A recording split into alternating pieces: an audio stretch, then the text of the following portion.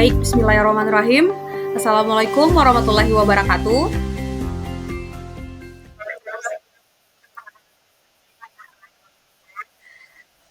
Baik, terima kasih untuk pertama kali saya ucapkan kepada Bapak Ibu semua yang telah hadir di forum webinar kita pada kali ini ya. Alhamdulillah kita ucapkan atas kehadiran Allah, kita bisa berkumpul dalam webinar ini. Selanjutnya selawat berserta salam kita sajikan kepada Nabi besar Muhammad SAW ya yang telah membawa umatnya dari alam gelap gulita ke alam yang ilmu berpengetahuan seperti yang kita rasakan pada saat ini, di mana kita sudah melihat ilmu pengetahuan terus berkembang dan terus berkembang. Nah, tanpa memperpanjang mukadimah, Bapak Ibu sekalian, kehadiran kita di acara webinar kali ini ya, saya akan melakukan sebuah aksi nyata, itu tentang pentingnya budaya positif di lingkungan sekolah. Baik, untuk selanjutnya, sebelumnya perkenalkan dulu nih, saya Lora Sandita, saat ini saya sedang menjadi guru sejarah di SMA 1 Banda Aceh. Kemudian pendidikan terakhir saya adalah pendidikan sejarah di FKIP Unsiah. Saya tamatan 2016. Kemudian saya terakhir pendidikan profesi guru itu di Unimed, selesainya tahun 2022. Nah, baik, adapun agenda kita pada hari ini ya, itu yang pertama kita akan membuat sebuah pendahuluan yang dialokasikan itu 10 menit, kemudian pemaparan inti budaya positif itu kita alokasikan 30 menit, kemudian ada sesi tanya jawab pada akhirnya nanti kita akan kita alokasikan waktu 15 menit, kemudian penutup kita akan alokasikan waktu selama 5 menit. Selanjutnya Bapak Ibu sekalian, untuk mencairkan suasana nih ya, saya punya beberapa ice breaking nih Bapak Ibu sekalian ya. Oke, saya harap kita semuanya berpartisipasi. Nah, ini adalah ice breaking kita. Ada 2 pertanyaan nih.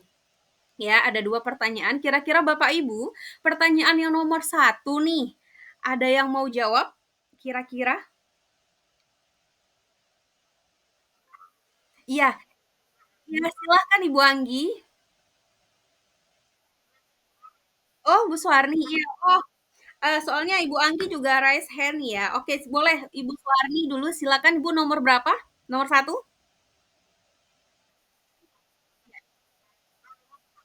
Kenapa 10 menit? Iya, iya, rebusnya barengan ya? Ya oke ya, bener ya. Mau satu papan, rebusnya barengan juga, tetap waktunya 10 menit. Oke, tadi Bu Anggi raise hand ya, sepakat 10 menit Bu Anggi? Oh iya, sepakat. Oke, baik. Nah, yang nomor 2 nih, ada yang mau menjawab?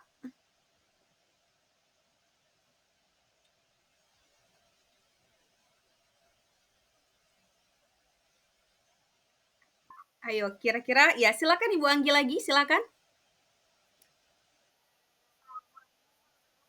Heeh, bilang oh iya, bener ya.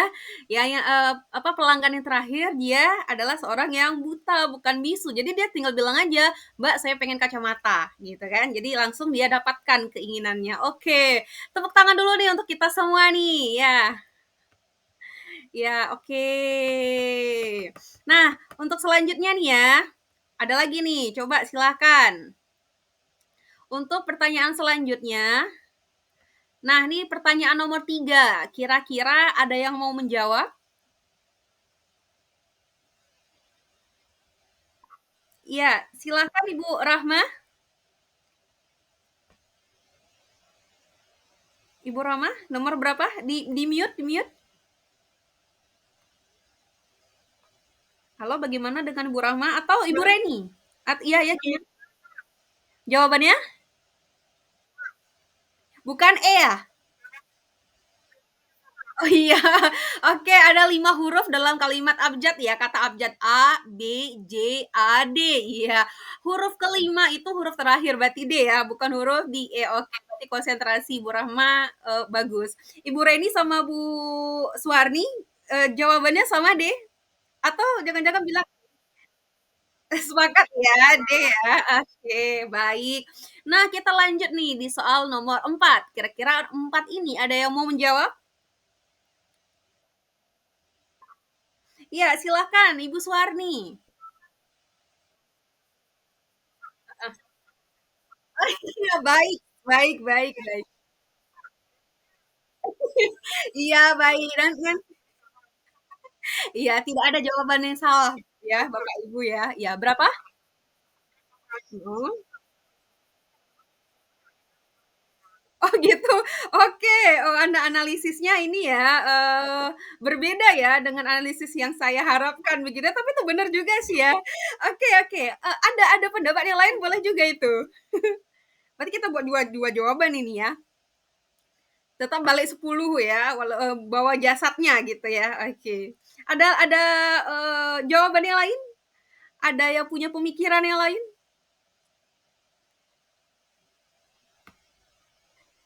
Ada Bapak Ibu?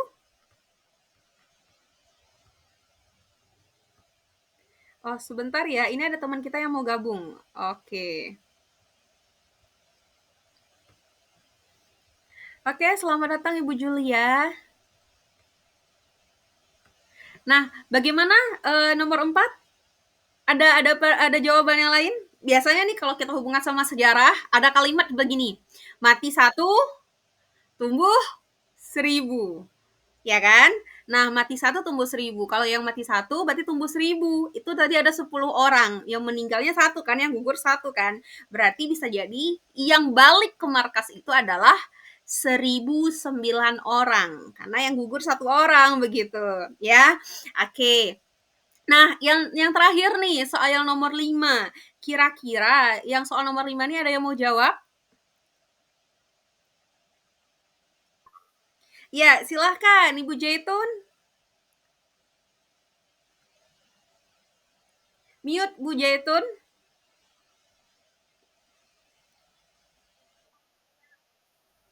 Apa?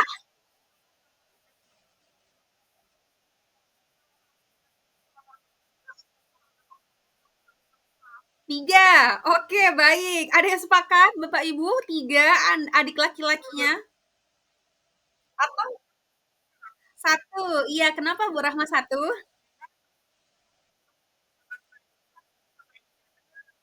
Iya, 3 perempuan. Iya, heeh. Iya, heeh. Iya, oke, bener ya. Kakaknya 3 nih, kakak yang pertama adik laki-lakinya satu, kakak yang kedua adik laki-lakinya satu, kakak yang ketiga adik laki-lakinya satu, gitu. Jadi anak laki-lakinya cuma satu doang dong. Bener ya Bu Jaitun ya? Iya benar kan? Setiap anak perempuan adiknya satu, berarti laki-laki satu dong gitu ya kan? Iya oke. Kasih aplaus untuk kita semua ya, konsentrasi yang sangat luar biasa. Oke. Bapak Ibu boleh menggunakan emot ya, kalau tidak mau tepok-tepok sendiri gitu ya, silakan pakai emot begitu ya. Oke, baik Bapak Ibu. Nah, selanjutnya nih, oke, kita akan apa ya, membuat kesepakatan forum nih ya. Jadi kesepakatan forum ini salah satu implementasi penerapan dari tema kita pada hari ini yaitu budaya positif gitu ya. Nah, kita coba lihat ini adalah tawaran saya. Saya menawarkan kesepakatan forum kepada Bapak Ibu. Nah, kira-kira nih Bapak Ibu sepakat dengan apa yang saya sarankan atau dari apa yang saya sarankan ini ada yang perlu kita hilangkan atau ada yang perlu kita tambahkan? Bagaimana Bapak Ibu?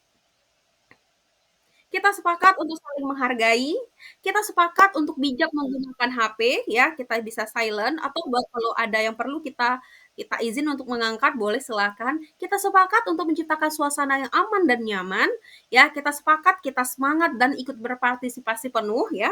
Kita sepakat untuk menghidupkan kamera jika memungkinkan, jika tidak ya kita maklumi begitu ya. Nah, kita sepakat untuk hadir seutuhnya. Bagaimana Bapak Ibu? Ini adalah saran kesepakatan dari saya. Apa kita sepakat?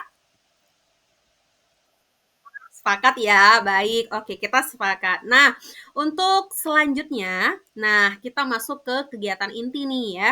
Baik. Nah, di sini budaya positif ya. Oke, apa sih itu budaya positif di lingkungan sekolah? Dan bagaimana sih cara menerapkan budaya positif di lingkungan sekolah? Begitu. Nah, nanti kita akan bahas di slide-slide selanjutnya. Nah, kita coba lihat. di sini budaya positif di sekolah itu bagaimana sih gitu kan ya. Baik. Nah, di sini budaya positif itu adalah sebuah nilai atau keyakinan-keyakinan atau kebiasaan-kebiasaan di sekolah yang pada akhirnya berpihak kepada murid agar apa? Agar murid itu mampu berkembang menjadi seorang yang berkepribadian kritis, penuh hormat dan bertanggung jawab. Jadi kita simpulkan budaya positif itu adalah sebuah nilai di sebuah sekolah yang berpihak kepada murid agar murid itu bisa bertanggung jawab, kritis dan penuh hormat kepada orang lain dan dirinya sendiri. Begitu ya Bapak Ibu ya.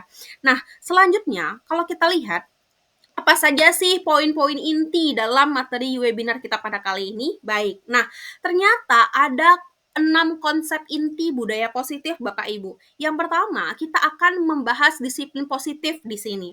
Yang kedua, kita akan membahas motivasi perilaku manusia. Yang ketiga, kita akan membahas keyakinan-keyakinan kelas. Kemudian kita akan membahas 5 posisi kontrol seorang guru. Kemudian kita juga akan membahas kebutuhan dasar manusia.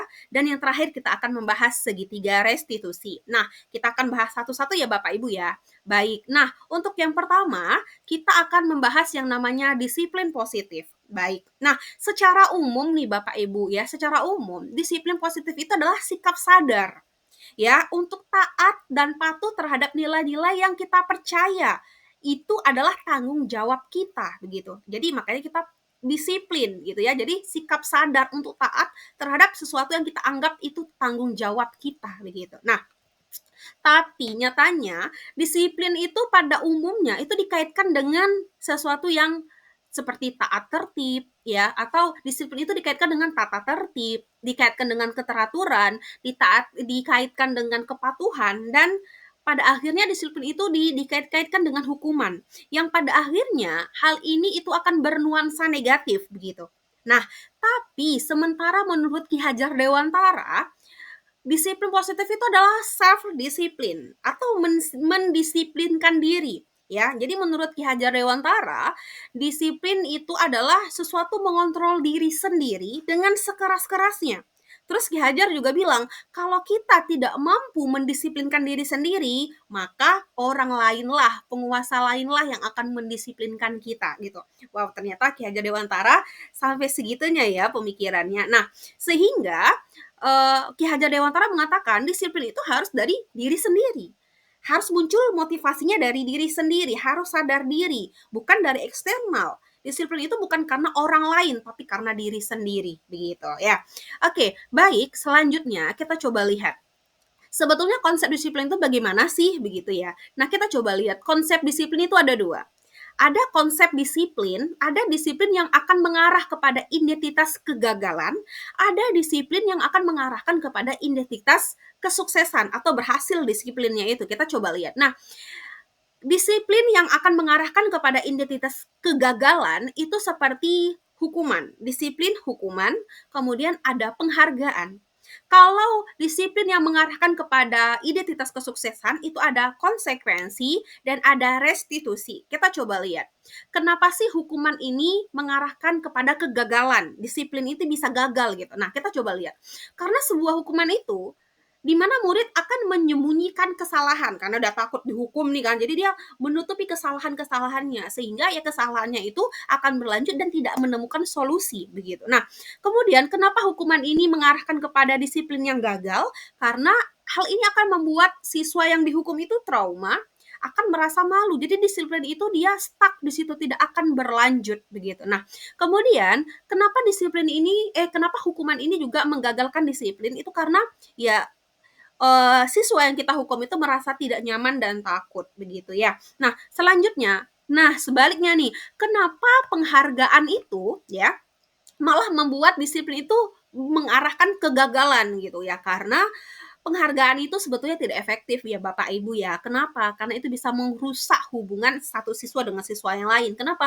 Karena muncul yang namanya sifat iri ya, adanya iri dari satu siswa ke siswa yang lain begitu ya. Jadi itu sangat-sangat tidak efektif begitu. Nah, selain itu penghargaan juga membuat lebih banyak murid yang merasa pesimis. Kenapa?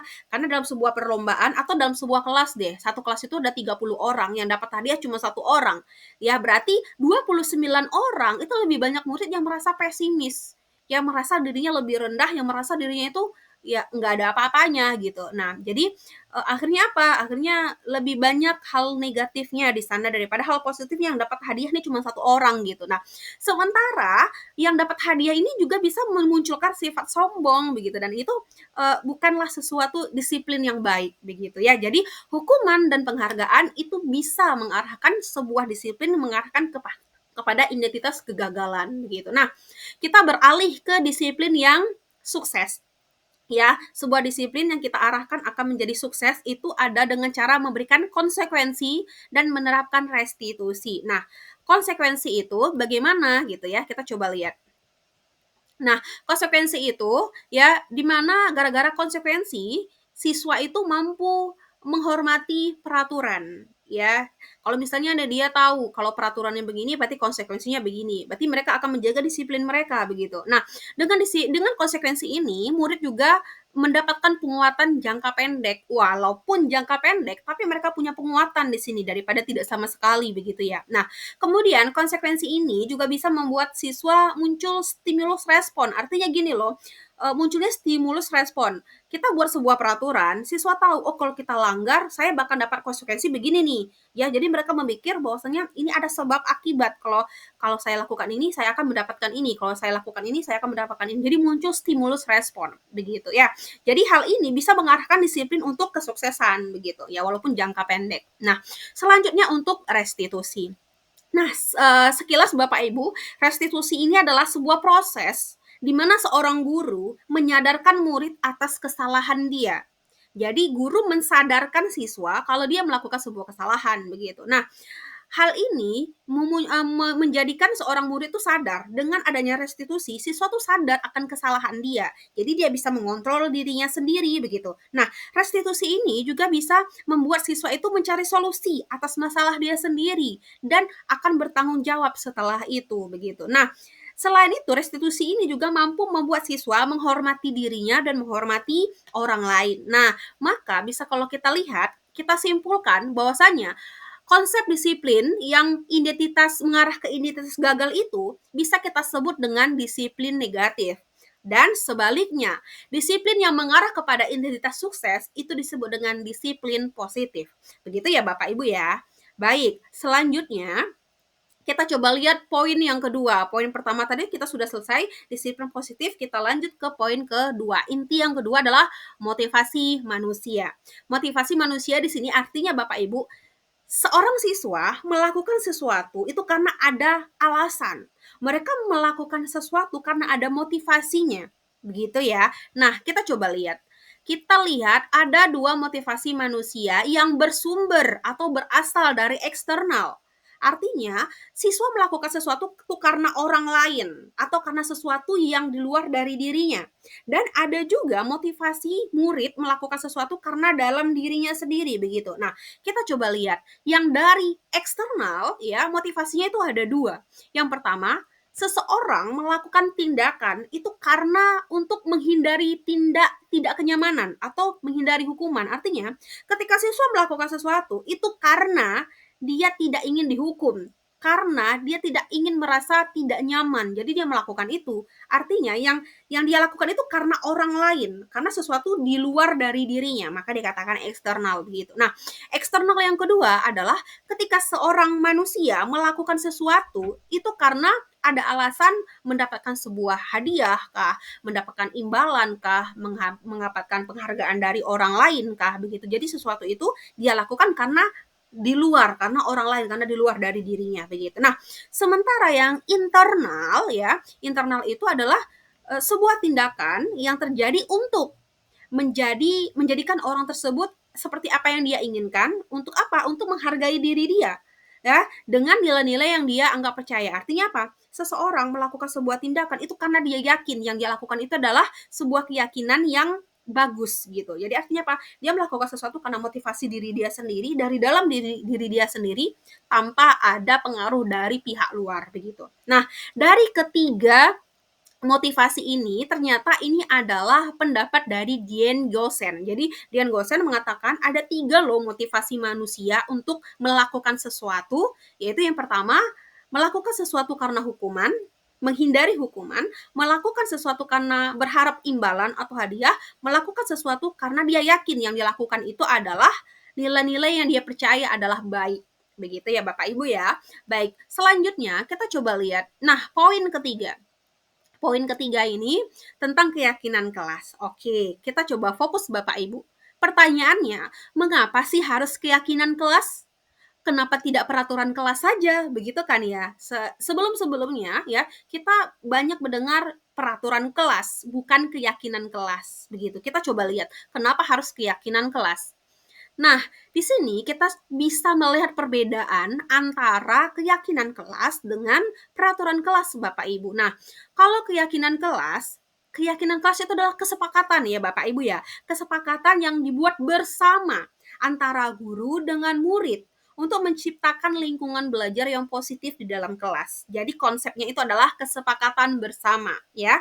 Sehingga apa? Ya, sehingga terciptanya lingkungan belajar yang aman, yang positif gitu. Nah, biasanya keyakinan kelas ini Bapak Ibu, dia berupa pernyataan universal, yang umum, yang mudah diingat, yang mudah dipahami, dan itu harus diterapkan bersama-sama di lingkungan sekolah. Jadi konsepnya adalah kesepakatan bersama, itu adalah keyakinan kelas. Nah, sementara peraturan kelas itu adalah sesuatu yang biasanya dibuat oleh guru tanpa melibatkan siswa. Jadi guru dibuat peraturan dalam kelas, dia nggak tanya nih siswa setuju atau nggak, dia langsung tempel peraturan depan pintu. It's okay katanya gitu kan. Nah, tapi biasanya hal ini itu bersifat terikat dan akan bersifat memaksa. Jadi mendengar kalimat peraturan dengan kalimat keyakinan aja sudah berbeda. Ya, jadi sebetulnya peraturan itu mirip-mirip dengan keyakinan ya, tapi dengan kata saja itu bisa mengubah mindset siswa ya Bapak Ibu ya. Jadi kita ubah mindset dari peraturan ke keyakinan begitu ya. Baik. Nah, selanjutnya kita coba lihat. Nah, ini ada penerapan keyakinan kelas yang saya coba terapkan ya. Jadi, guru bersama-sama dengan murid menyusun keyakinan kelas. Nah, di sini saya coba meminta siswa untuk menuliskan keyakinan-keyakinan apa sih yang mereka yakini bahwasanya itu adalah baik untuk kelas mereka, untuk menciptakan kenyamanan di kelas mereka. Jadi mereka bisa tulis ya keyakinan apa sih gitu ya. Setelah mereka tulis, mereka akan mengumpulkan ya keyakinan-keyakinan mereka itu dalam kelompokan-kelompokan. Kemudian keyakinan itu mereka akan tempel di kelas mereka.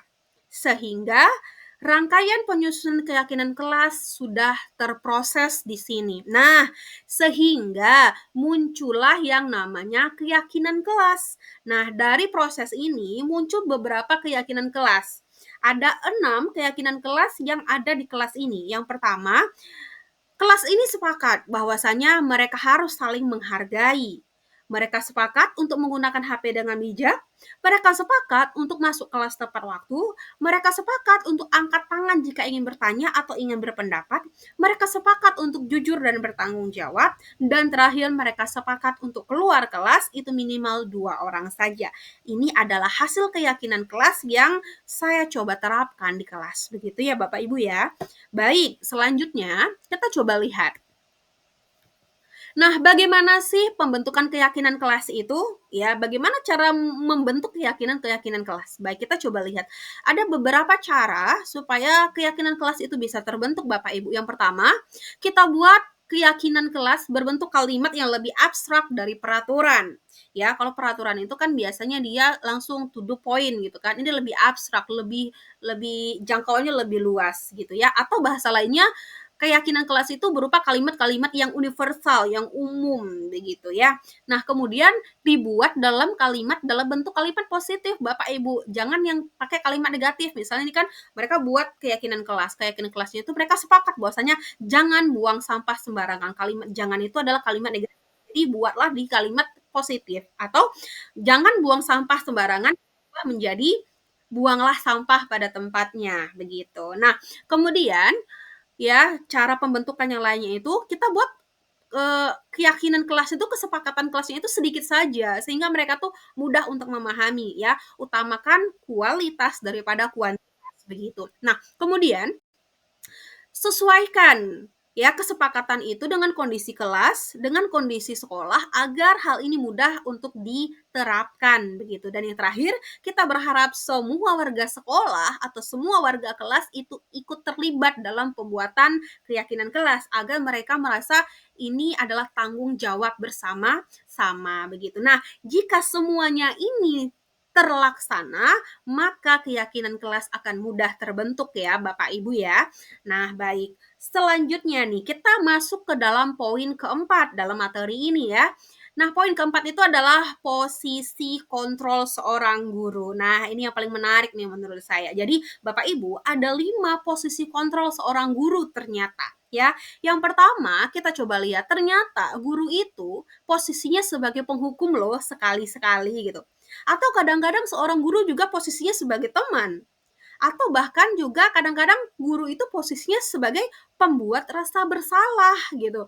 Atau kadang-kadang malah guru itu posisinya sebagai pemantau. Dan yang terakhir, mungkin tanpa kita sadari, seorang guru ternyata memiliki posisi seorang manajer. Nah, menurut pendapat beberapa ahli dan saya sepakat untuk itu, dari kelima posisi ini yang paling efisien, efektif dan paling memungkinkan ya itu adalah posisi kita sebagai manajer begitu. Kenapa? Nanti kita akan lihat kenapa manajer itu adalah posisi yang paling baik ya Bapak Ibu ya. Kita coba lihat satu persatu ya. Nah, kita coba lihat guru sebagai penghukum. Nah, biasanya Bapak Ibu, penghukum itu atau guru sebagai penghukum itu biasanya suara nadanya itu tinggi ya, bahasa tubuhnya itu seperti kayak mata melotot gitu kan, jari nunjuk-nunjuk, menghardik gitu kan. Nah, itu adalah seorang guru penghukum. Nah, kalau Bapak Ibu ya merasa pernah melakukan hal ini, stop Bapak Ibu ya, stop. Nah, kenapa? Karena nanti akan menghasilkan siswa yang pendendam Bapak Ibu ya. Oke, nah biasanya guru penghukum ini ya biasanya itu sering melakukan dialog seperti ini. Hah, terlambat lagi. Selalu saja datang terlambat.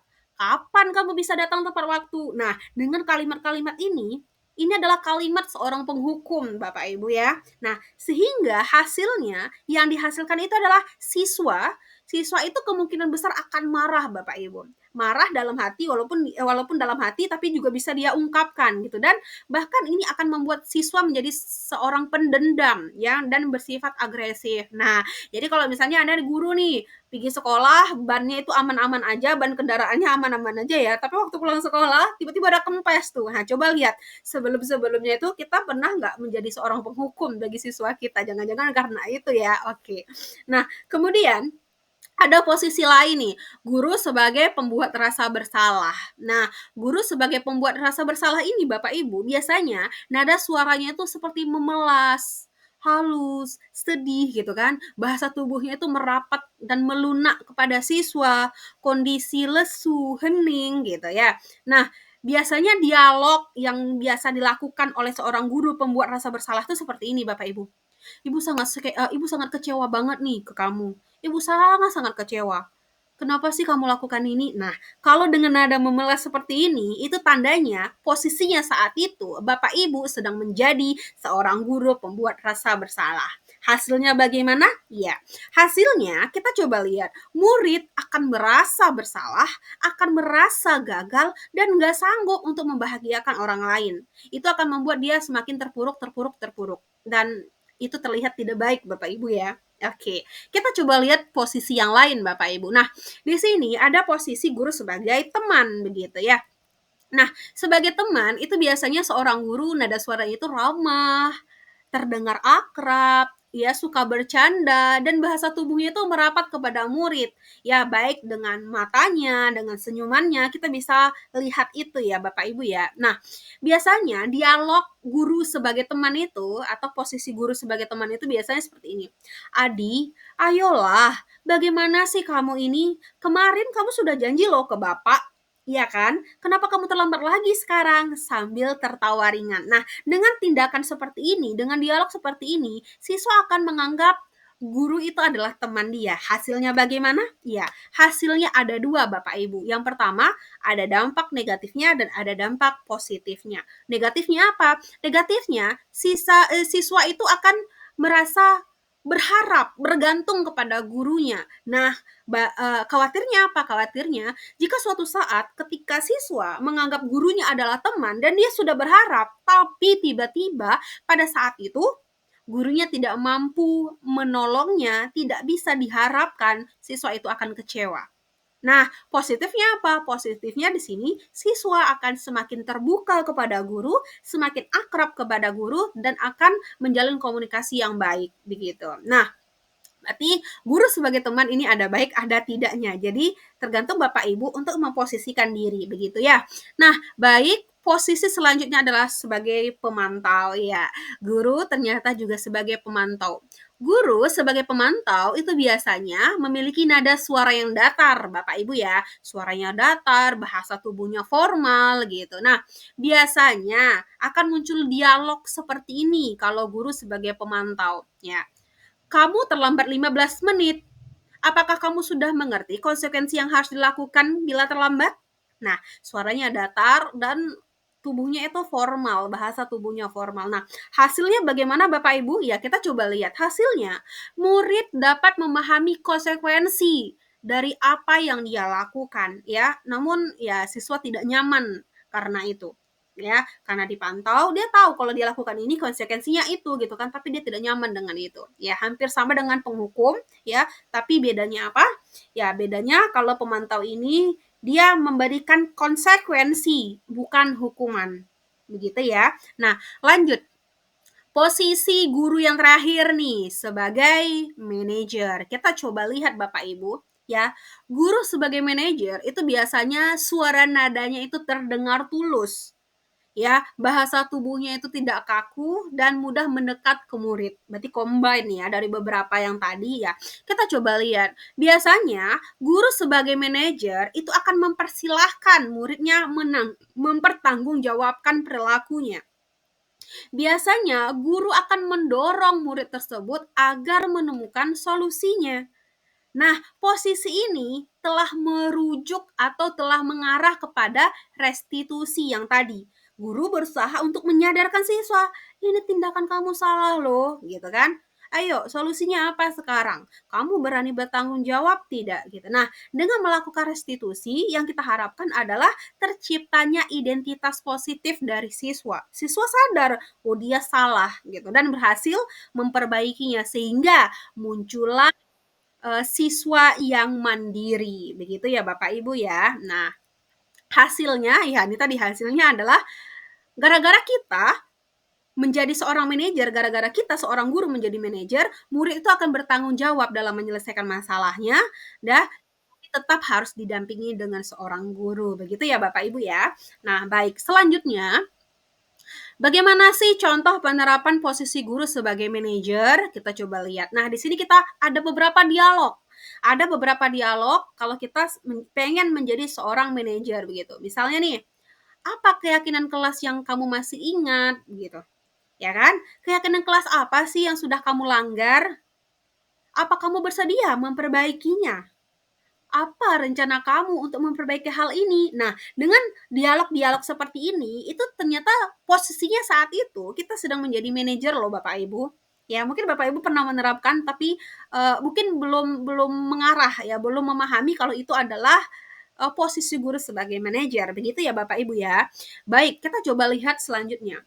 Ini adalah inti kelima dari materi kita pada kali ini Bapak Ibu. Nah, ini adalah kebutuhan dasar manusia Bapak Ibu ya.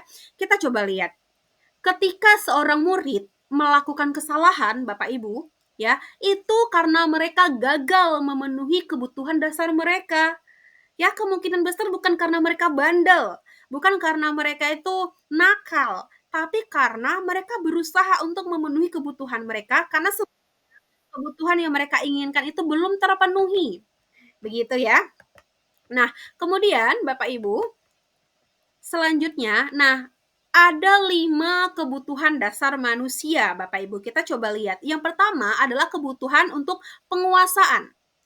Ya, biasanya dialog untuk kebutuhan penguasaan itu ada kalimat seperti ini Bapak Ibu. Misalnya seorang siswa berkata, aku sebel, gambarku padahal tidak rapi, malah ibu menunjukkannya ke teman-temanku di depan kelas. Nah, artinya siswa itu tidak mendapatkan kebutuhan penguasaannya. Dia pengen gambarnya bagus, ya bagus itu dan ditunjukkan itu adalah sebuah penguasaan.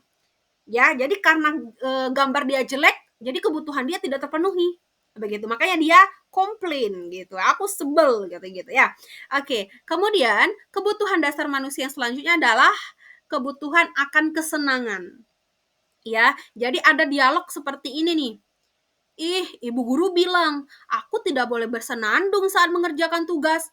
Kan gak seru jadinya. Nah, kalau ada dialog seperti ini, artinya seorang siswa itu sedang memenuhi kebutuhan kesenangannya. Artinya apa? Dia senang menulis sambil bernyanyi, menulis sambil bersenandung gitu. Itu adalah kebutuhan kesenangan dia. Tapi karena guru melarang dia bernyanyi saat menulis mungkin ya, berarti kebutuhan kesenangan dia tidak terpenuhi di sini. Begitu. Nah, selanjutnya kebutuhan yang ketiga adalah kebutuhan akan kasih sayang dan merasa diterima. Biasanya itu ada contoh dialognya tuh seperti ini.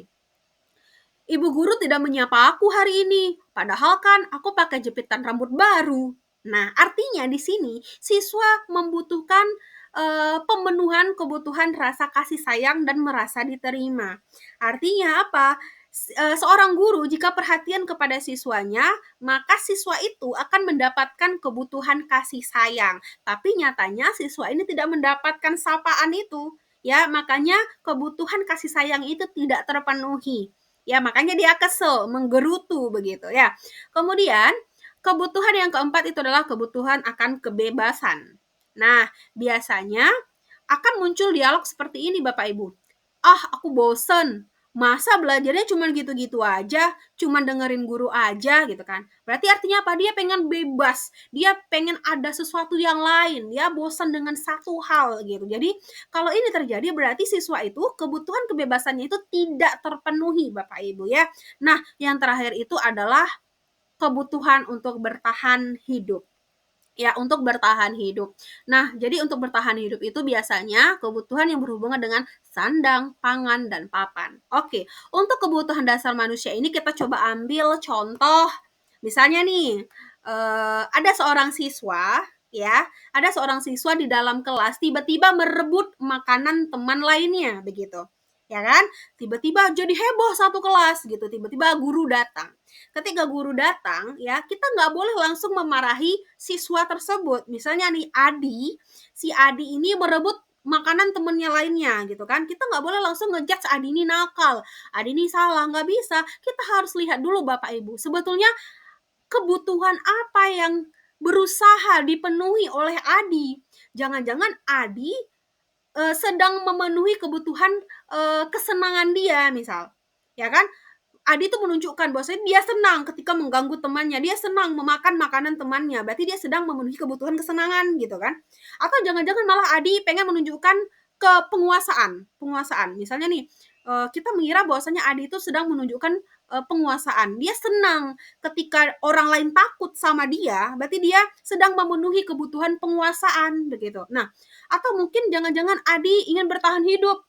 Jangan-jangan di rumah dia nggak sempat makan atau makan nggak ada makanan, sehingga dia untuk memenuhi kebutuhan bertahan hidup dia harus mengambil paksa makanan orang lain begitu. Nah, atau jangan-jangan Adi malah kehilangan kebutuhan rasa kasih sayang.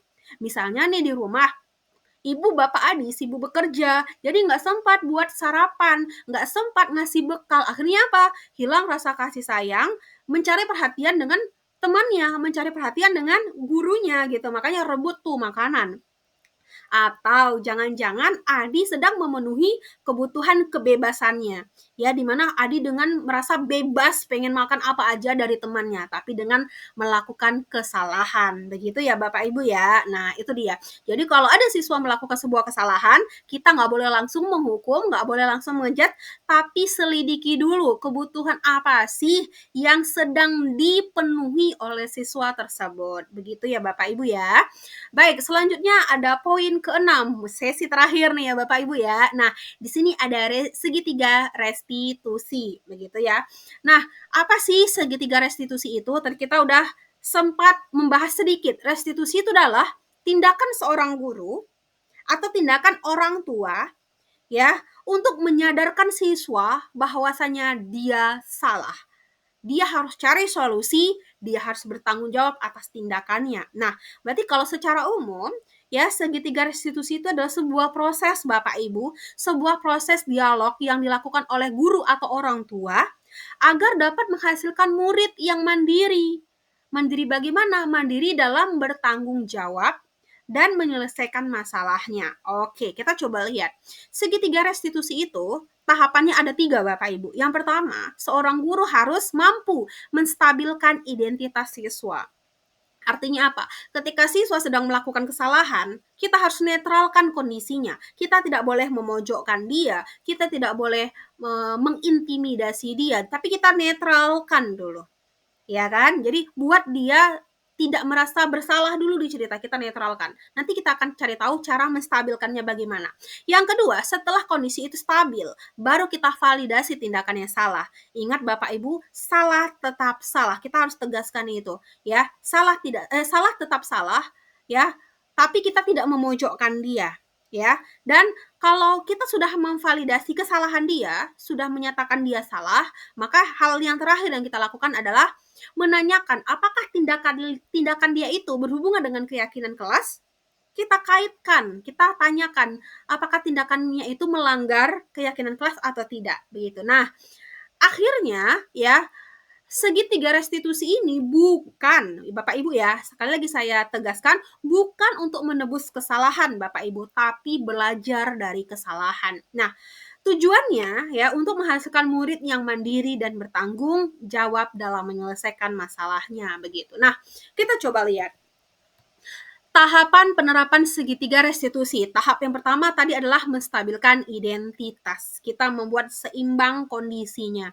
Nah, jadi menstabilkan identitas itu adalah menjadikan kesalahan sebagai suatu bagian dari proses pembelajaran. Artinya gini Bapak Ibu, tadi ketika Adi mengambil atau merebut makanan temannya, ya, kita sebagai seorang guru mampu menstabilkan kondisi, mampu menetralkan kondisi dengan cara apa? Kita coba berdialog dengan siswa. Kita bisa bilang begini, Adi, berbuat salah itu manusiawi kok. Ibu juga pernah melakukan kesalahan. Tidak mengapa, semua manusia itu gak ada yang sempurna. Nah, di sini ibu ingin mencari solusi atas masalah kamu. Nah, dengan demikian siswa merasa tidak dipojokkan dan kondisi akan stabil. Nah, ketika kondisi akan stabil Bapak Ibu, kita melakukan tahap yang kedua. Apa itu? Validasi tindakan dia yang salah itu. Salah tetap salah begitu. Nah, dengan cara apa? Ya, kita memberikan dialog, ya, kita kasih dialog kepada Adi, bilang, Adi, Ibu tahu kok kamu melakukan ini pasti ada alasannya kan. Nah, ya kan dia langsung jawab tuh. Akhirnya pas siswa terbuka nih ke kita. Dia berikan alasan kenapa dia melakukan itu. Ya kan? Terus kita bilang bisa kita dengan kalimat yang lain. Ya, bisa terlihat kok kamu begitu senang melakukan hal tersebut. Tapi ingat Adi, ada yang kamu rugikan di sini. Nah, kalimat itu adalah validasi tindakan dia yang salah.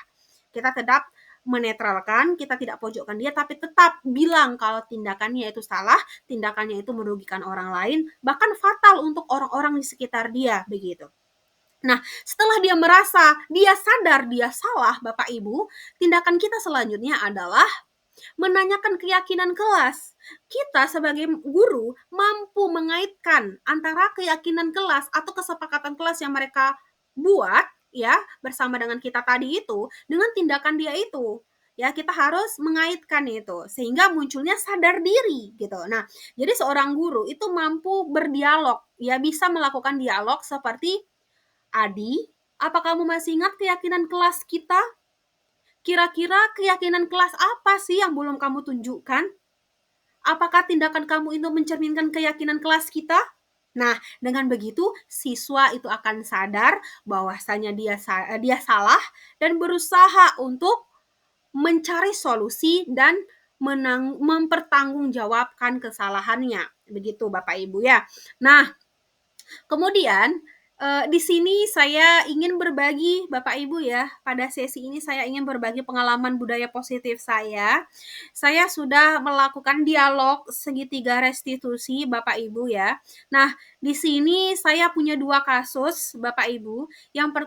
Kasus yang pertama itu adalah saya memiliki seorang siswa yang bernama Syahra. Jadi kasusnya seperti ini ya. Syahra tidak terima saat konsentrasi belajarnya terganggu oleh teman-temannya yang selalu ribut.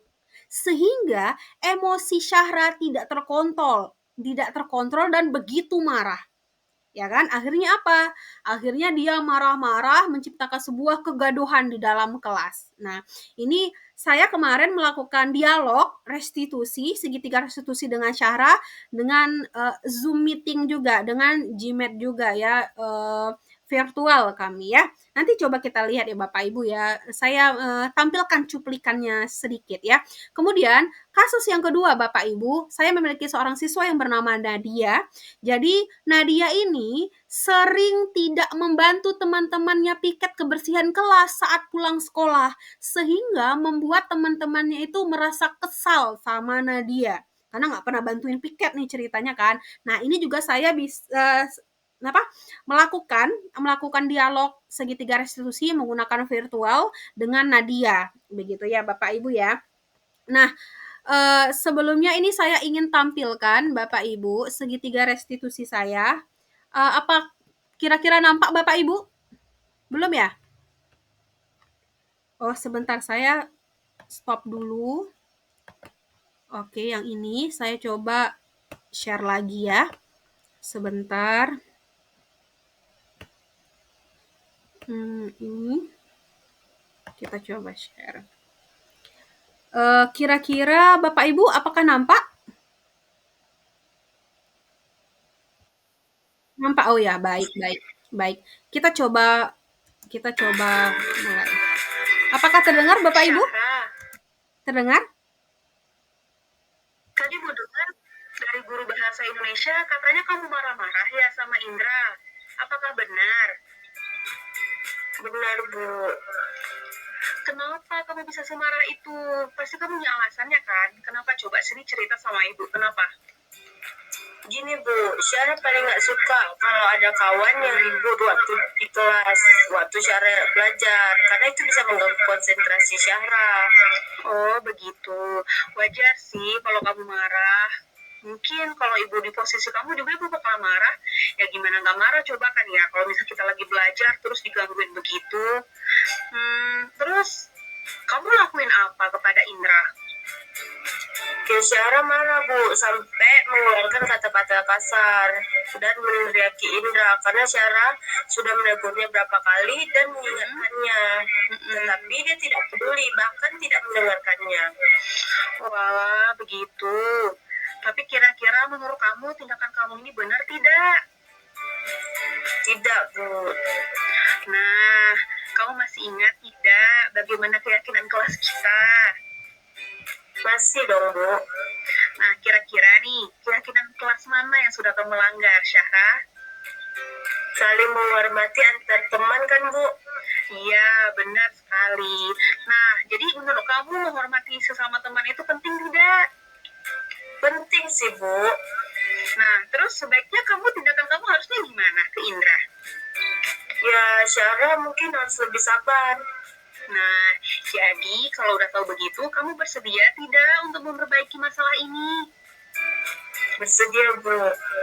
Nah, kalau bersedia, kira-kira apa yang bakalan kamu lakukan untuk memperbaiki masalah ini? Mungkin Syara lebih sabar untuk mengingatkan kawan yang ribut dan mencoba memberitahukannya pada guru atau wali kelas. Nah, benar tuh, tepat sekali yang akan kamu lakukan itu. Jadi, baik Bapak Ibu, mengingat waktu, ini saya ini aja ya, skip ya untuk kasus pertama. Untuk kasus kedua juga tindakan saya itu sama Bapak Ibu ya.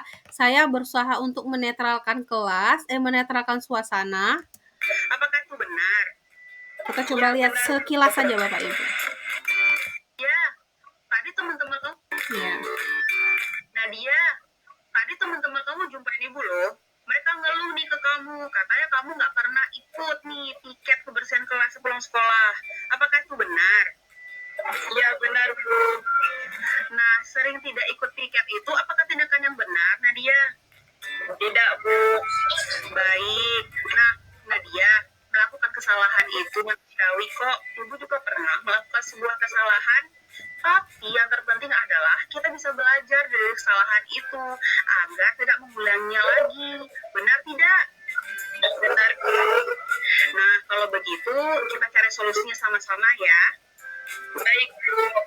Nah, Ibu tahu kok setiap tindakan itu pasti punya alasan kan ya. Nah, Ibu pengen tahu nih, kenapa sih Nadia tuh nggak pernah bantu teman-temannya ketika piket sepulang sekolah? Kenapa Nadia? Nadia. Baik Bapak Ibu ya, saya kira ini sebagai pengantar saja. Ya, ini ada beberapa yang saya terapkan ya dalam budaya positif begitu. Nah, untuk hal ini Bapak Ibu mungkin saya cukupkan ya untuk sesi presentasi dari saya, Bapak Ibu ya. Jadi seperti kesepakatan awal kita tadi ya, untuk sesi penutup, sebelum penutup saya akan buat sesi tanya jawab begitu ya Bapak Ibu ya. Baik. Nah, untuk hal ini kira-kira Bapak Ibu ada yang ingin mau ditanyakan? Silahkan. Silahkan raise hand. Kemudian utarakan pertanyaan yang ingin Bapak Ibu berikan. Nanti kita sama-sama untuk berdiskusi begitu Bapak Ibu. Tanya jawab ya. Silahkan Bapak Ibu, ada yang mau ingin ditanyakan?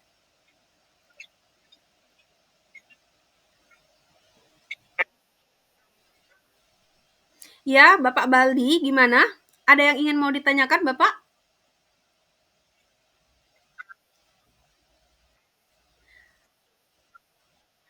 Mohon maaf, Bapak Baldi, ini suaranya terputus-putus.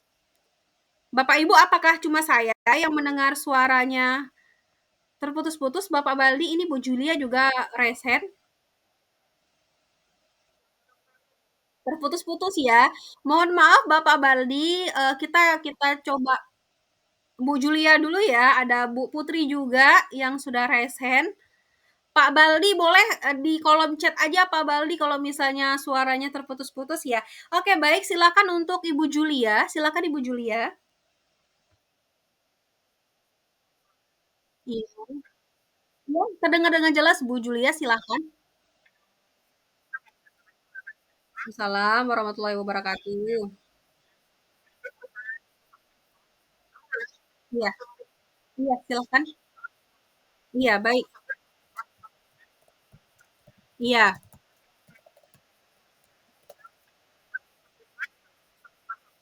iya, iya, baik.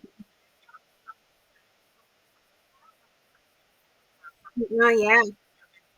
Mm-mm.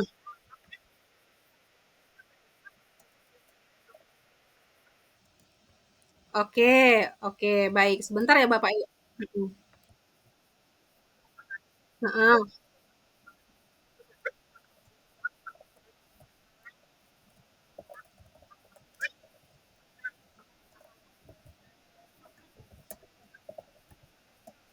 Iya, iya,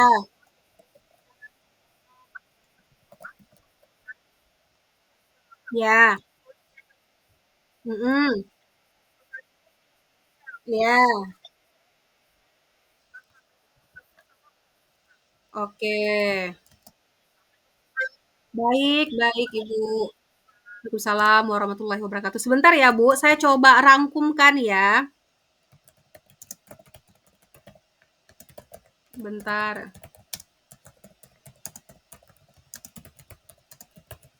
Oke. Mungkin begini ya, Ibu Julia ya, saya coba ketik di kolom chat ya. Bu Julia itu bertanya tentang keyakinan kelas dan peraturan kelas begitu ya. Nah, pertanyaannya, apakah ruang dan waktu dalam keyakinan kelas itu berlaku hanya kepada guru tertentu begitu ya? Iya, oke. Apakah peraturan atau keyakinan kelas itu hanya berlaku di kelas saya saja atau berlaku di guru yang lain gitu ya? Itu pertama. Yang kedua, bagaimana solusi positif? ada siswa ya, jika ada siswa yang melanggar keyakinan kelas untuk tidak menggunakan HP. Begitu ya, Bu, ya? Baik, oke. Ini pertanyaannya saya tampung dulu ya, Bapak Ibu ya. Atau kita mau bahas dulu satu-satu? Kita tampung aja dulu ya. Oke, silahkan Ibu Putri. Ibu Putri, bentar. Bu Putri, silahkan Bu Putri.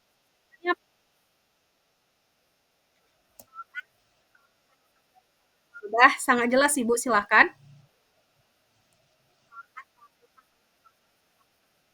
Mm-mm. Mm-mm. Iya, iya benar.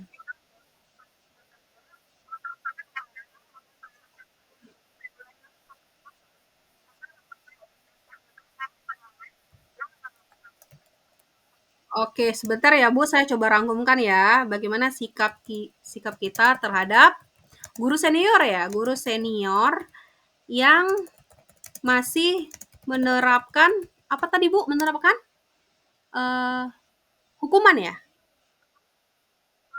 Menerapkan. Oke, baik baik.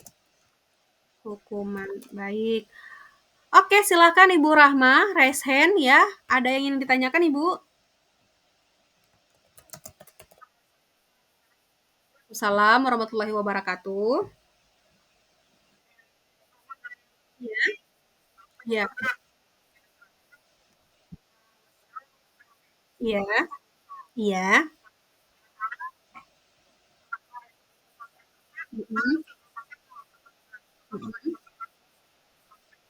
mhm. Iya, mhm, iya,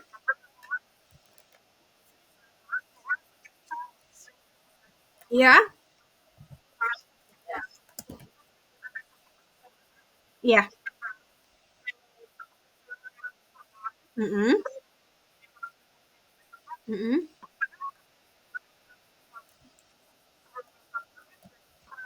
Iya,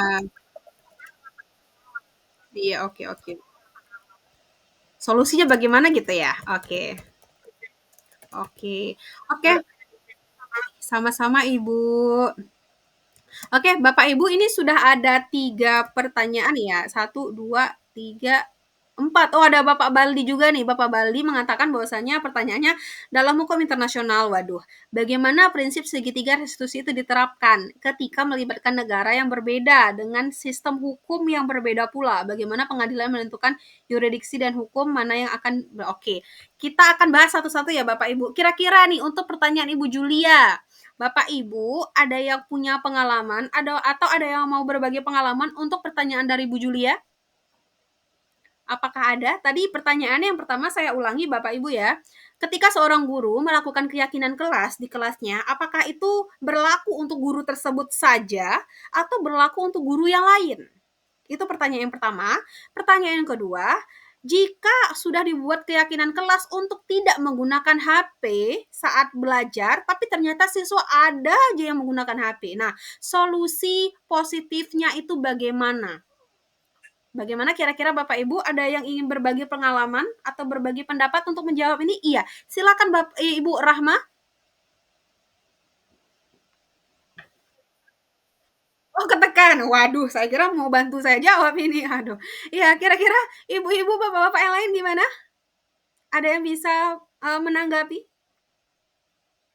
Ada. Oh iya, Ibu Rizka Masfura sudah raise hand. Silakan Ibu.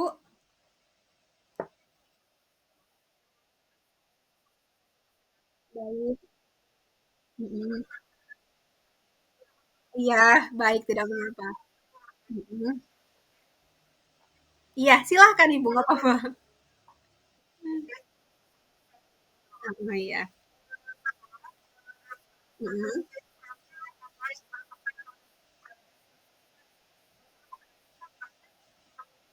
Iya. Mm. Mm.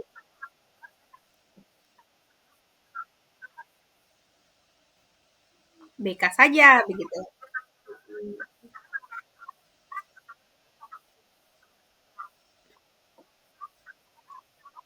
jika sudah ada keyakinan kelas nih untuk tidak menggunakan HP saat belajar, tapi nyatanya masih aja ada siswa yang pakai HP ini. Nah, konsekuensi positif atau solusi positifnya itu bagaimana? Hukuman positifnya itu bagaimana tadi ditanyakan? Silakan Ibu. Mm-mm, mm-mm, iya. Mm-mm, mm-mm, iya.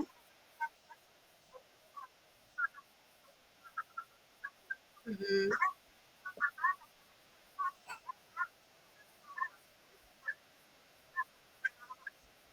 iya. Mm-mm, mm-mm, iya. Mm-mm, mm-mm, mm-mm, mm-mm, mm-mm,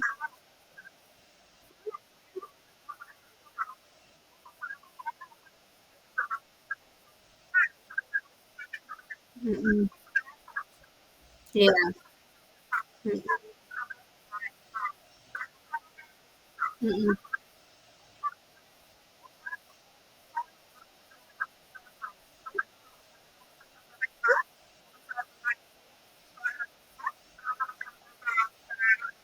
ya.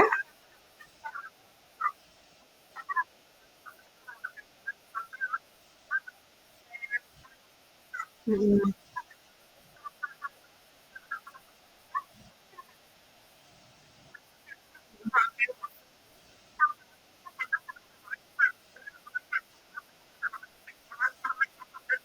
mm-mm, mm-mm,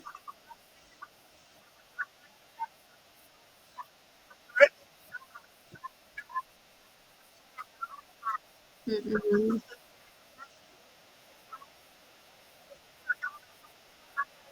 mm-mm, mm-mm, mm-mm. Oke, baik, sangat sangat, bermanfaat ya tanggapan dari Bu Rizka ya. Nah, begitu Bu Julia, jadi kalau saya bisa dapat simpulkan pertanyaan Bu Julia yang pertama ya, bahwasanya benar, kesepakatan itu tergantung posisi kita. Kalau kita adalah wali kelas, maka kesepakatan itu berlaku untuk semua guru. Nah, tapi kalau misalnya kita guru mapel, kita itu hanya berlaku untuk kita saja. Nanti guru mapel lain ya buat keyakinan kelas sendiri dengan siswa itu juga begitu ya, tergantung gurunya begitu. Nah, tadi kalau solusi positif jadi siswa menggunakan HP itu ya Bapak Bu Julia ya. Nah, saya sepakat dengan yang dikatakan Ibu Rizka bahwasanya kita ingatkan bahwasanya tadi kita menggunakan restitusi itu ya Bu Julia ya. Ya, yang mengaitkan dengan keyakinan kelas mereka. Langsung kita ingatkan saja, ayo, keyakinan kelas kita apa coba? Kemarin kamu udah sepakat kan ya, kita buat kesepakatan itu. Sekarang kalau dilanggar, nah seharusnya kamu bagaimana ini? Oh iya Bu, saya simpan Bu. Nah, insya Allah dia pasti akan simpan. Jadi kita selalu ingatkan ya Bu Julia ya. Guru itu emang harus super super sabar Bu Julia. Nggak bisa ingatkan sekali, dua kali, tiga kali habis itu kita resign jadi seorang guru. Jangan ya. Jangan ya. Jadi memang harus butuh kesabaran yang ekstra. Jadi harus ingatkan restitusi, restitusi, restitusi, sadarkan mereka, sadarkan mereka. Dengan kesadaran itu, insya Allah itu akan menjadi sebuah kebiasaan. Begitu ya Bu Julia ya. Oke, ada yang mau ditanggapi lagi Bu Julia? Baik, Ibu sama-sama.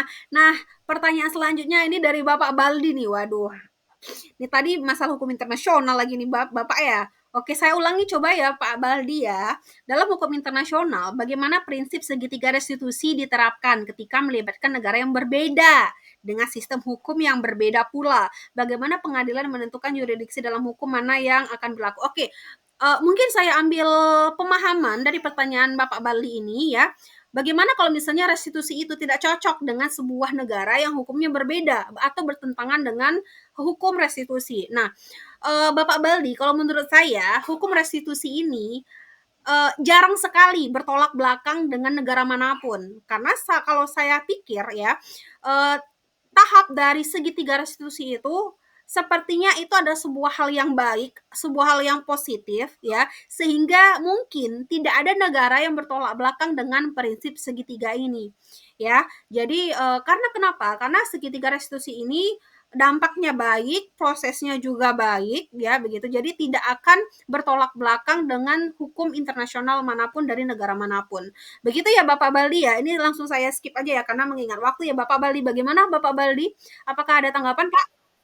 Oke, baik Pak. Ya, baik. Terima kasih kembali. Ya, baik. Nah, sekarang untuk pertanyaan dari Ibu Putri nih. Ini saya lemparkan kepada forum. Tadi pertanyaan Bu Putri, bagaimana sikap kita terhadap seorang guru senior yang masih menerapkan hukuman. Padahal ini bertentangan dengan apa tadi posisi kontrol seorang guru. Tadi kan kita ceritanya nggak boleh menghukum, nggak boleh memberikan penghargaan, begitu kan? Nah, tapi ternyata masih ada nih guru senior yang masih pakai hukuman nih gitu. Jadi solusinya bagaimana kira-kira? Bagaimana sikap kita? Kira-kira Bapak Ibu ada yang ingin memberikan tanggapan untuk hal ini?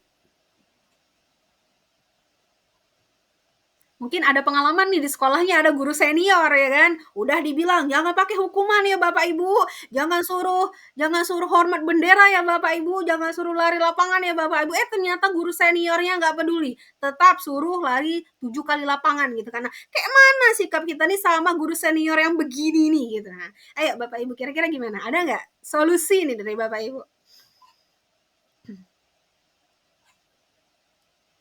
Ada kira-kira yang punya saran? Iya, silakan Ibu Rizka sudah raise hand.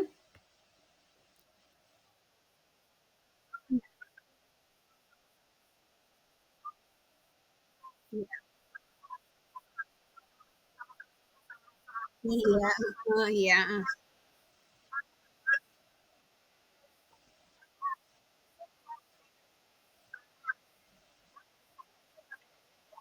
iya,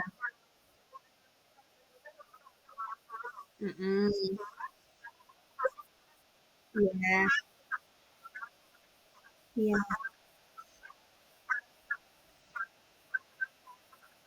mhm, iya, mhm, mhm,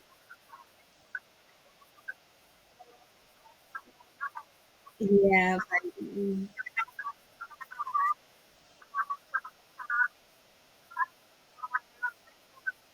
mhm, mhm, iya, mhm, iya, mhm,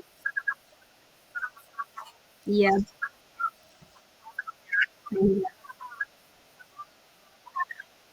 iya, bercanda tipis-tipis ya, Bu, ya? Iya. Iya, oke, terima kasih, sangat baik ya saran dari Ibu Rizka ya, oke. Nah, kita kasih aplaus dulu ya, oke, dari tadi kita nggak ada kasih aplaus satu pun ya, oke, saya lupa dah. Oke, lanjut, ini Ibu Suhardi sudah raise hand, silakan Ibu.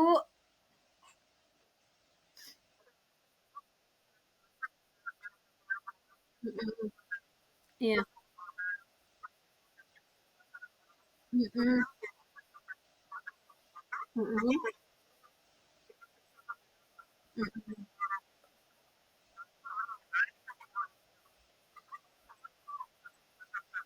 iya, mhm,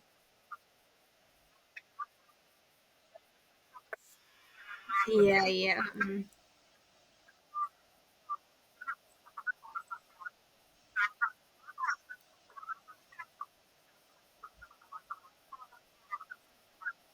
mhm,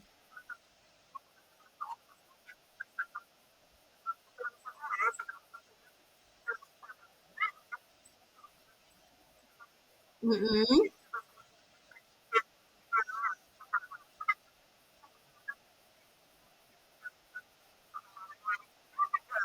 iya, mhm,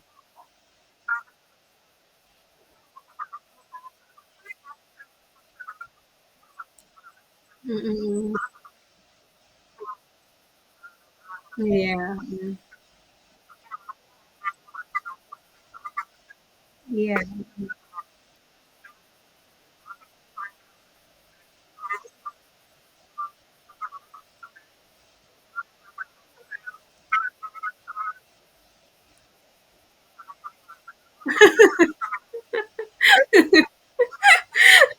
Iya, heeh.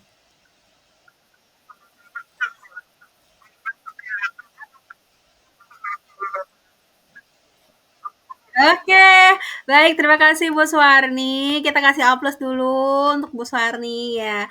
Oke bener sekali, jadi begitu ya Bu Putri ya, jadi kalau misalnya ada guru senior tenang saja kata Bu Suwarni bakalan pensiun, gitu ya. Oke, nah jadi kalau misalnya saya ambil kesimpulan ya Bu Putri ya, jadi benar bahwasanya ketika ada guru senior ya tetap melakukan sebuah sistem hukuman begitu ya, nggak usah kita langsung to the point ke dia ya, tapi spill sedikit-sedikit ya, kita candain tipis-tipis begitu ya. Kita tetap ingatkan bahwasanya hukuman itu tidak baik, berdampak untuk dia. Kemudian kita bisa melakukan diseminasi seperti yang dikatakan Ibu Rizka. Kita bisa melakukan apa ya pengimbasan atau bisa dari kepala sekolah mungkin ya langsung memberikan arahan kepada guru-guru ya untuk tidak melakukan sebuah hukuman tapi melakukan tindakan yang lain yang lebih positif begitu ya. Nah, kemudian kita juga bisa melakukan memberikan sebuah contoh seperti yang dikatakan Ibu Suwarni tadi. Kita kasih contoh bahwasanya penghukuman itu bisa dialihkan dengan kondisi yang lain begitu. Misalnya nih, siswa nggak buat PR gitu kan. Siswa nggak buat PR, guru senior udah marah nih, disuruh hormat bendera ya kan sampai jam pulang sekolah gitu kan. Nah, itu kalau kita sebagai penghukum gitu kan, tapi kita juga bisa sebagai apa tadi satu lagi namanya pemberi konsekuensi gitu kan. Jadi kita konsekuensinya kita tanya, Adi kamu kenapa nggak buat PR gitu kan? Kamu tahu kan konsekuensinya apa? Berarti sekarang kamu harus buat. Sekarang juga kamu harus buat itu konsekuensi. Ya lebih baik kita memberikan konsekuensi daripada membuat sebuah hukuman. Begitu ya. Ya begitu ya Ibu Putri ya. Bisa dipahami Ibu Putri? Atau ada tanggapan? Bisa, baik. Terima kasih Ibu Putri ya. Nah, ini yang terakhir ya dari Bu Rahma. Tadi pertanyaannya, ada kasus siswa yang kasar nih ya, dia bertindak kasar, ya kan? Mungkin setelah kita selidiki dia kekurangan kasih sayang begitu ya. Nah, posisi guru kita anggap kita pengen jadi temen nih, tapi tadi ditakutkan, dikhawatirkan ada sisi negatifnya gitu kan. Terus solusinya bagaimana? Ya kira-kira Bapak Ibu, ada yang ingin memberikan tanggapan atau memberikan saran atas masalah dari Ibu Rahma?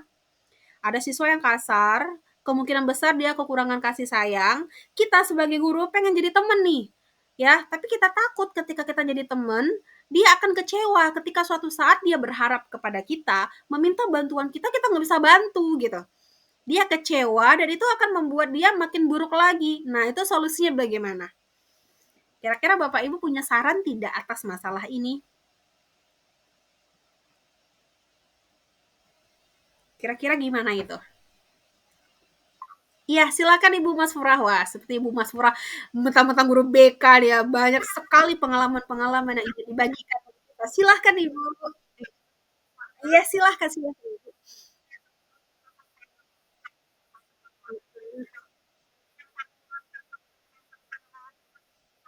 Iya, mhm. Iya,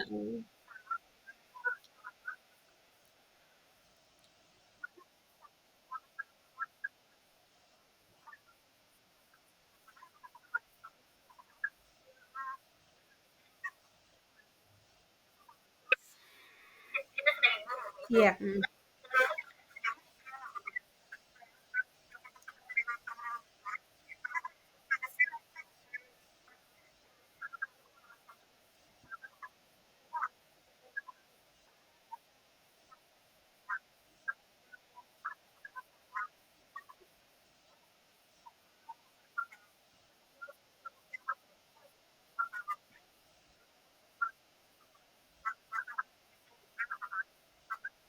mhm,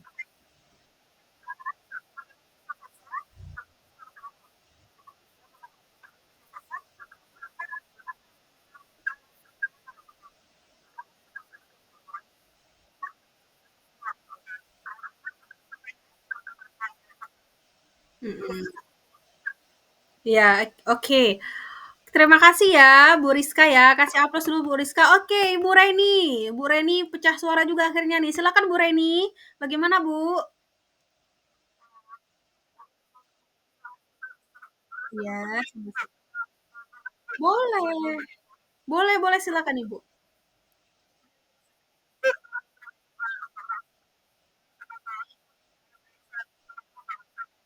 Mhm.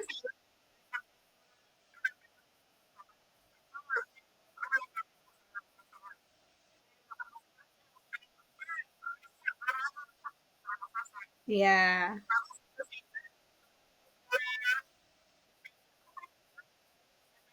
Iya.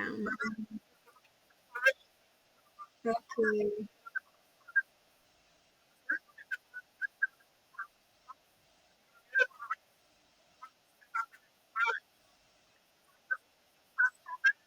Mhm, iya.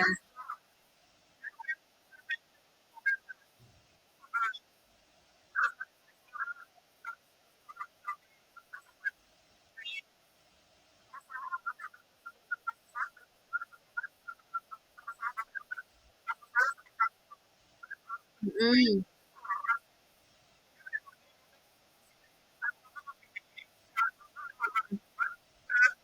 Mhm.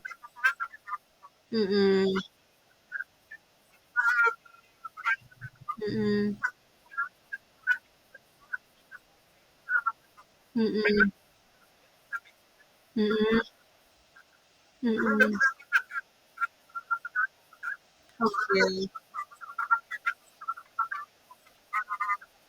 Mhm.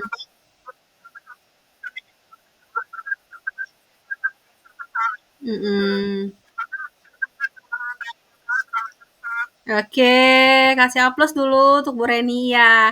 Baik, begitu ya Bu Rahmat ya. Jadi, kita bisa simpulkan bahwasanya masalah yang tadi kan Bu Rahma khawatir nih, udah enak-enak jadi temen, tiba-tiba siswanya kecewa sama kita, malah merusak hubungan, begitu kan ya. Jadi itu kekhawatiran Bu Rahma nih ceritanya. Nah, jadi kekhawatiran Bu Rahma ini bisa dijawab oleh Bu Rizka dengan Bu Reni, ya.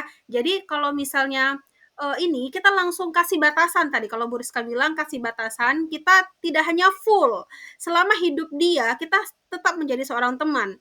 Tapi kadang-kadang kita juga harus ingatkan, kita juga punya posisi yang lain. Nah, seperti yang disampaikan sama Ibu Reni tadi, bahwasanya kita sebelumnya harus memberikan pengertian kepada siswa. Ketika kita memberikan teguran, ya siswanya itu jangan kecewa.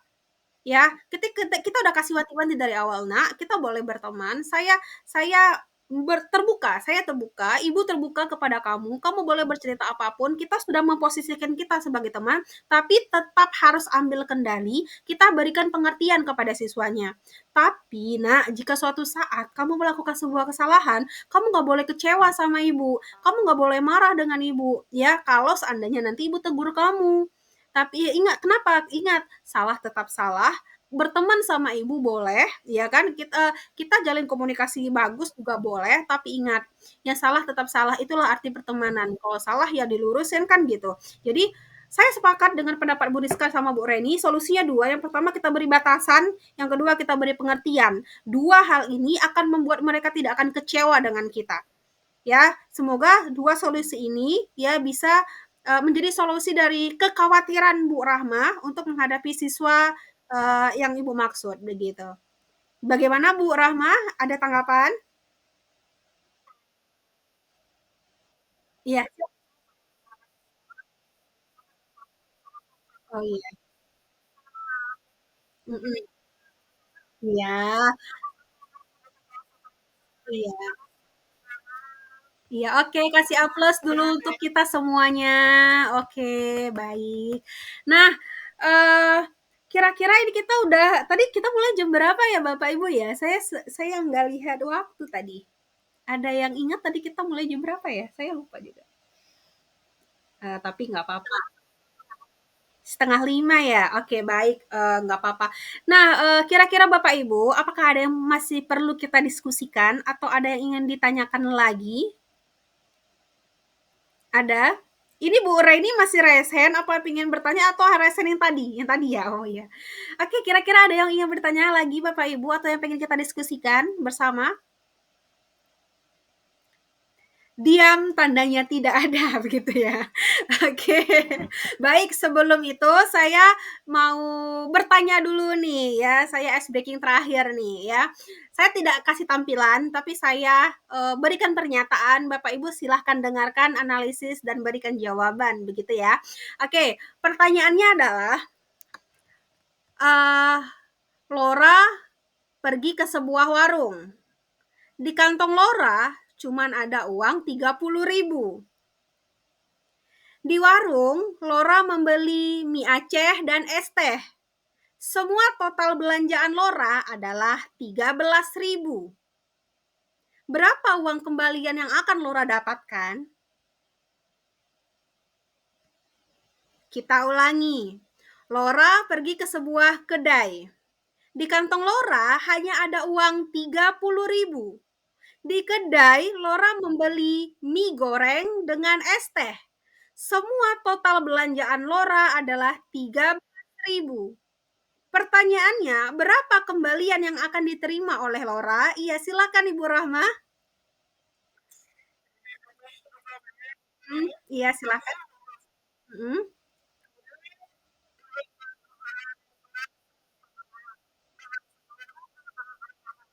Iya, iya,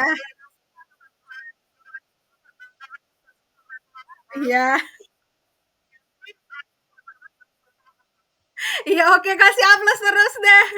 Udah lengkap, pakai banget ini jawabannya. Oke, analisisnya itu keren. Ini jangan sampai ada yang bilang jawabannya 30 kurang 13.000 ya gitu.